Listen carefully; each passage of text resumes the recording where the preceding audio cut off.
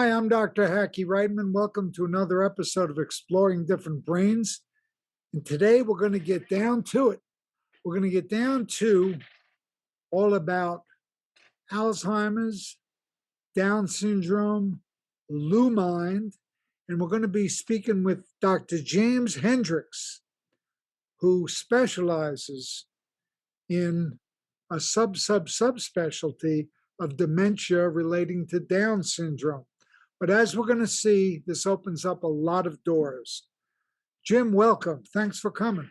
Thanks for having me. It's great to be here.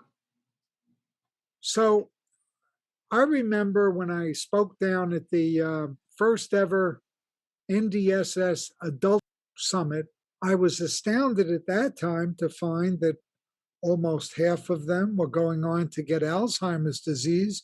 And the last time you and I spoke, I think you said, heck, you're a little bit out of date. It's up to 60%.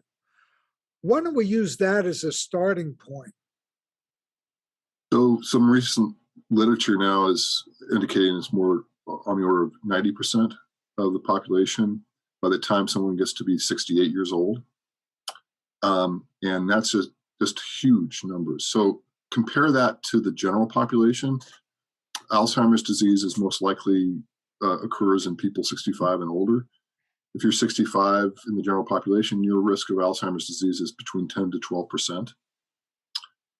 So in, whether it's 60, 70, 90%, it's still a crisis situation in the Down syndrome population. Now, why don't you introduce yourself properly? Because I didn't give all of your accolades and degrees and everything else. Well, I have a PhD, so that's the most important thing to note. I'm not a medical doctor. I'm a scientist. I worked many years in the pharmaceutical industry, about 20 years before leaving the industry, and I worked for the Alzheimer's Association for about 4.5 years on the science team there. And I've been with LuMind IDSC Foundation as the chief science officer at this organization for about 2.5 years. And LuMind IDSC is focused on research on in Down syndrome and trying to come up with new and effective treatments to improve the quality of life for people with Down syndrome and increase the lifespan if possible. Let's talk about the terrific people at the Special Olympics, because they tackle socialization, exercise, education about diet, and all of the things. Socialization, I think you would agree, is one of the most underrated things about dementias of all kinds. Yeah, I think the thing with Down syndrome and Alzheimer's disease is it's really driven by the genetics. So people with Down syndrome have 3 copies of chromosome 21. That's why they have Down syndrome.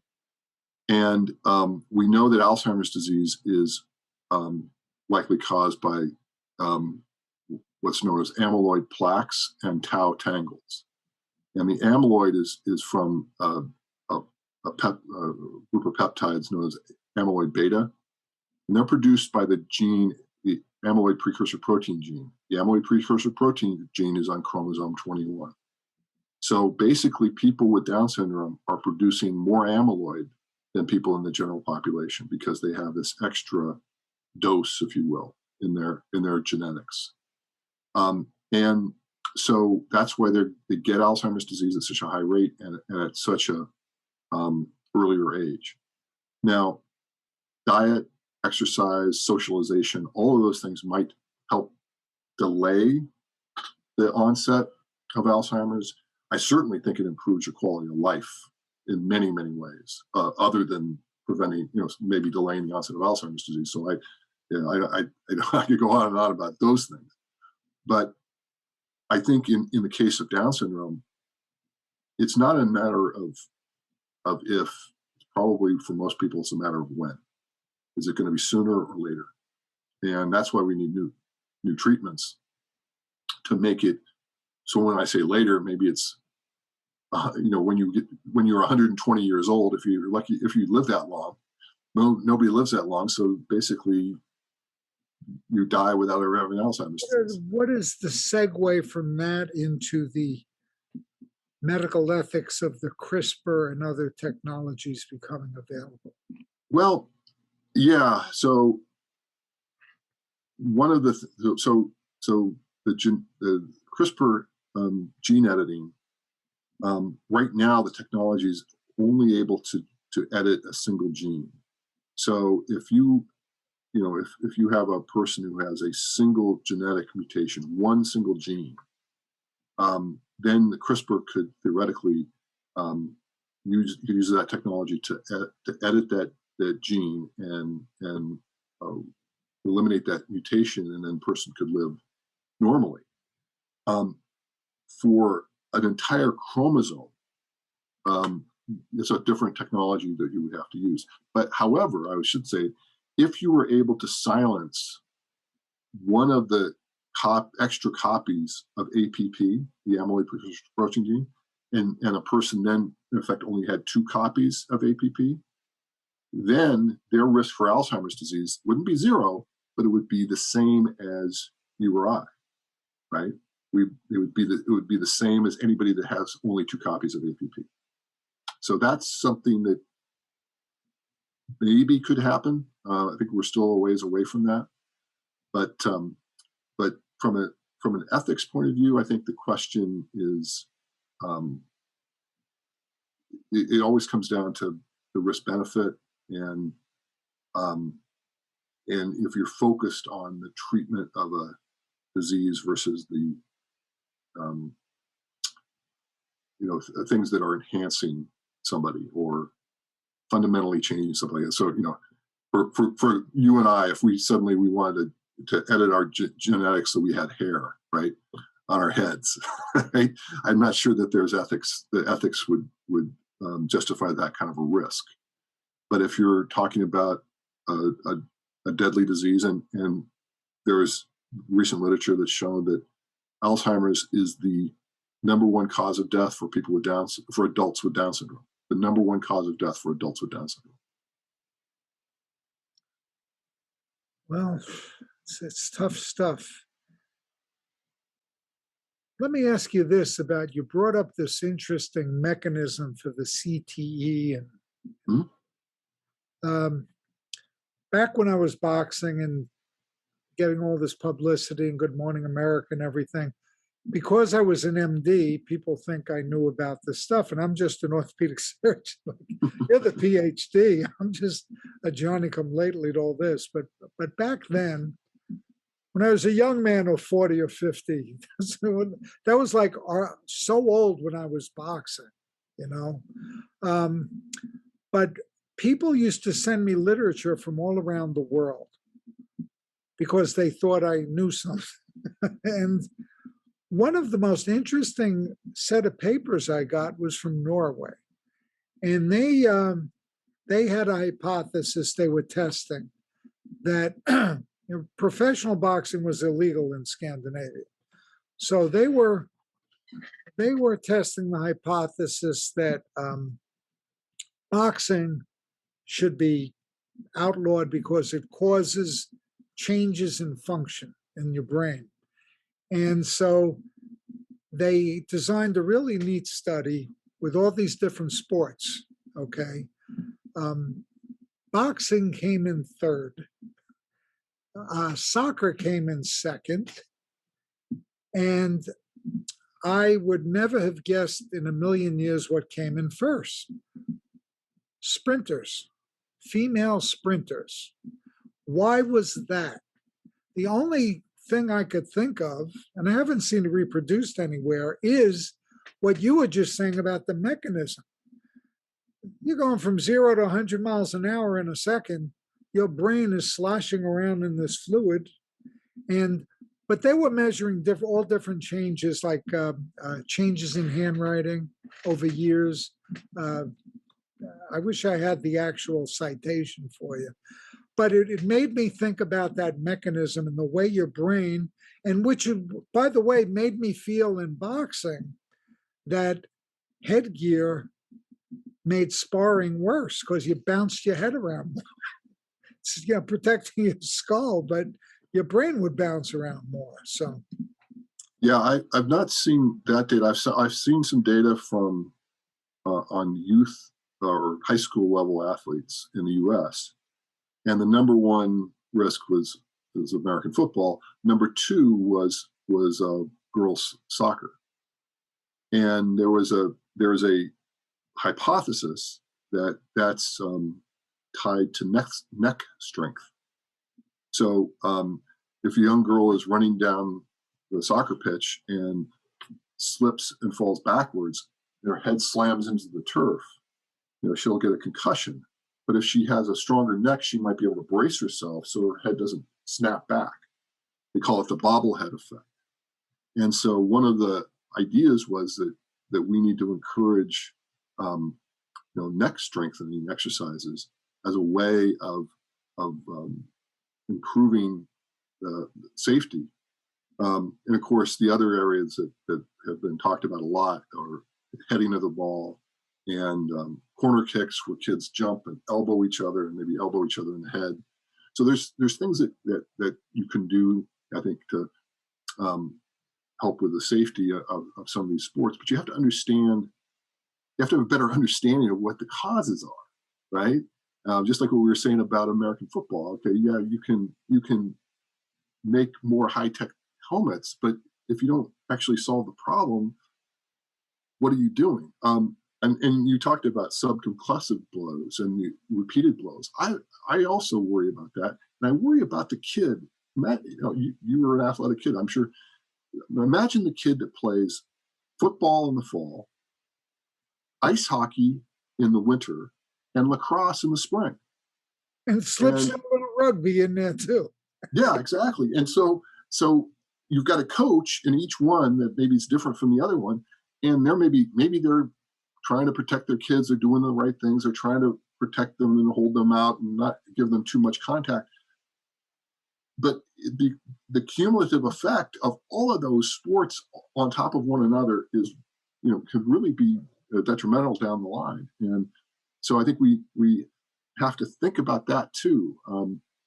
So it's a big issue. And there was also a paper out of Sweden from several years ago where they looked at Henrik Zetterberg, who's an excellent expert on Alzheimer's biomarkers, and he did a study with professional hockey players in Sweden, looking at their levels of tau protein in their cerebral spinal fluid. So people would get a lumbar puncture or what's known as a spinal tap, and they would pull the fluid out and they would see what the tau levels were, and particularly they're way up right after a concussion. And so he published his interim results. He hadn't finished the study, and the hockey league didn't like what they saw, and they pulled his funding and they barred him from continuing with the research. But that's the thing that separates CTE from Alzheimer's disease. Is CTE is really driven by the tau, and really only by the tau. And Alzheimer's is the combination of amyloid and tau together. So it's really a different entity. It's in and of itself. It's a different cause of the dementia, and that's why you also see it. Sometimes you'll see it at a younger age with people who've had a history of head injury or traumatic brain injury. How did you evolve into LuMind? Well, like I said, I worked at the Alzheimer's Association on the science team there, and our LuMind just went through a change of CEO, and our CEO is Hampus Hillerstrom, who came from a pharma background, as did I, and he really wanted to change the culture at LuMind and get it to be more collaborative with respect to getting companies interested in forwarding the research. And so he went out and recruited me. I'd never really known much about Down syndrome, to be honest. I just knew a lot about Alzheimer's disease. But I have to tell you, Haggie, it's been a great experience. I've been so enriched and so fortunate to work in this field. I mean, before COVID, when I still got to go to in-person meetings, I'd say the biggest difference between going to an Alzheimer's conference with with families and patients versus going to a Down syndrome conference with families and people with Down syndrome is the hugs. You get so many hugs from people with Down syndrome. They're just such a loving, lovely people, and it's such some people they communicate, they have some communication challenges, but they want to show their gratitude, so they just give you a hug. And I've just thought to myself over and over again, if the rest of the world was like people with Down syndrome, it would be much better. We'd live in a much better world.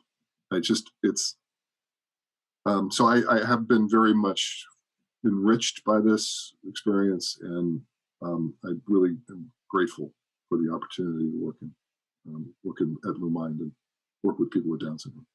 Beautifully said. Beautifully said. What is the biggest thing that people like me don't know about Down syndrome?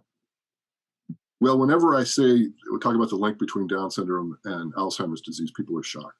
People just don't know. The other one, I think, is they're one that you mentioned at the top too, is that many people are surprised at how at the life expectancy and how that's changed. If you think about it, I'm a scientist. I think about this generation of people who are 40 years of age or older with Down syndrome. This is basically a new generation of people that have never previously lived on the earth. Maybe one or two snuck through, survived for one reason or another, but generally, people were dead with Down syndrome by the time they were 30.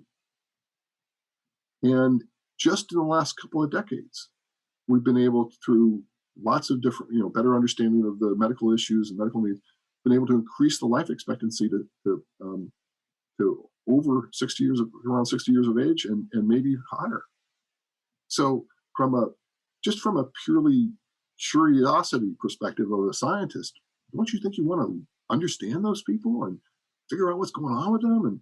And this problem with Alzheimer's disease and Down syndrome is a new one because people didn't live long enough for them to get it. So it's a terrible problem, but it's also, in a way, good problem to have. What can different brains, based on your limited knowledge of our organization, do to be of help to you and LuMind and your missions? Well, I think that the main thing is that you need to talk up the importance of research. And, people too often will say, why don't they cure Alzheimer's disease? Why can't they cure cancer? Why can't they? It's always they. Well, I got news for you. It's us, right? Because there's a role for the researcher. There's the role for the doctor. But if you're going to do a clinical trial, you can have funding, you can have a great idea, you can have a drug candidate, you can have everything you want.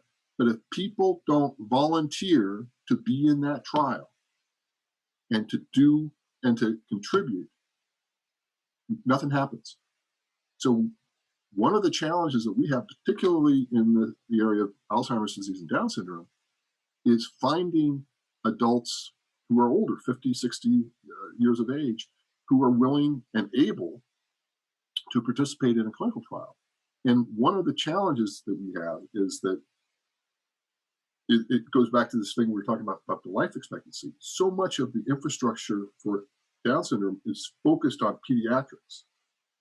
And only recently have we needed this adult, like the Adult Summit you talked about, the NDSS Adult Summit. There's only a few adult clinics that are specialized to treat people with Down syndrome. It's estimated, there's a recent paper out that estimates only about 5% of the US population of adults with Down syndrome has access to a specialty clinic. So that means almost everybody else is going to their primary care physician. The physician might be a good physician, but doesn't really understand the needs of a person with Down syndrome. We also, so we can't find them. We have a hard time finding them, and we can't. You try to use social media or something like that. But if you're a person in your 40s or 50s, your parents are in their 60s or 70s, and they're probably not on Twitter, right? Or even Facebook. So we need to figure out ways of strategies to reach them and to then encourage them to participate in clinical trials. It's been so great talking to you. How can people learn more about you and your work and your mission? So our website is lumindidsc.org, and we have quite a few resources. We have a bunch of Facebook groups, so you can look up on Facebook, look up Lumind, and you can see here is where Here it is. how you spell our name. That's why you are who you are. Yeah, and so that way you can find different groups that might be the right one for you. I spend most of my time on our research Facebook group, not surprisingly, where people share questions or we learn from each other. We also have a new offering for families called My DSC, My Down Syndrome Community, where you can sign up on our website, and it has lots of resources. It provides information on medical care, so specialty medical care. As I said, that's a problem that we don't have a lot of access to, it's particularly for adults. So you can find information about accessing medical care, and you can ask questions of expert physicians on the MyDSC app. We also, if you're interested in participating in research, there's research opportunities that you can do from home. I mentioned the MAP Habit study we just completed. That was something that people did at home. We have a program for people who are concerned about Alzheimer's disease called My Goal Nav. So this is for caregivers, and it'd be something that they could download on their computer, home computer, or their smartphone to track symptoms that they're concerned about as people might be progressing, their loved one might be progressing toward Alzheimer's disease. And we also we do surveys from time to time. We have one open right now. We have a caregiver survey that people may be interested in participating in. It's done with a professor at Boston University as well. So we're trying to provide as much as we can, and we also have resources where people can look up ongoing clinical trials. And we're running a natural history study right now called the Life DSR study of adults with Down syndrome, age 25 and older, who are at risk for Alzheimer's disease, and trying to learn what we can about them. So those are all the things. Those are some of the things that we're doing. Wow! But you can learn more on our website for sure. Tremendous work. And you want to tell our audience just a little bit about your partner in crime there, your CEO? Hampus Hillerstrom is he's a great guy. He's not only is he our president and CEO, and we're trying to much of this I've just mentioned is his vision of how to help and support people with Down syndrome. But he is also the father of a 7-year-old named Oscar who has Down syndrome as well, and he's a delightful kid, and he keeps Hampus busy, and he inspires Hampus. And I'd also say we have a board that is made up of mostly of parents with kids with Down syndrome who really keep us focused on what is important. That's great. Well, tell Hampus I want to meet Oscar. he's fun. He's a good kid. He's a lot of energy though. Boy, like most 7-year-old boys, I would say. That's great. Well, Dr. Jim Hendricks, PhD, Lumind IDSC. Thank you so much for all you're doing for so many, for all of us with different brains. And I can't tell you how much I appreciate you being on our show today. Thank you so much. No, this is great. I could go on and on and on talking about some of these topics. You hit me where I live on a few topics today. Thanks a lot.